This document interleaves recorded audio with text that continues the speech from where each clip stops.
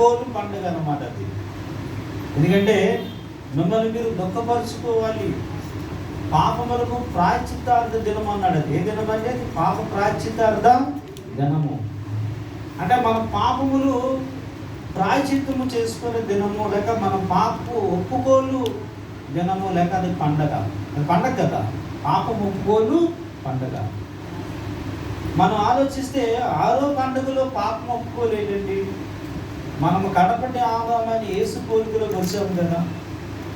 యేసు పోలికలోకి వచ్చినప్పుడు ఆయన మరణానుభవంలో పాలువారం అయినప్పుడు, ఆయననే మనం ధరించుకున్నప్పుడు బంగారు రేఖల మళ్ళీ పాపం ఒప్పుకోలేంటి అని మనకు అనిపించవచ్చు. వీళ్ళారా పాపం ఒప్పుకోలు మొదటి మెట్లోనే జరుగుతుంది, కానీ 6వ మెట్లోకి వెళ్ళాక యేసయ్య పోలికలోకి మారాక మళ్ళీ పాపం ఒప్పుకోలు పండగ అంటున్నాడు దేవుడు.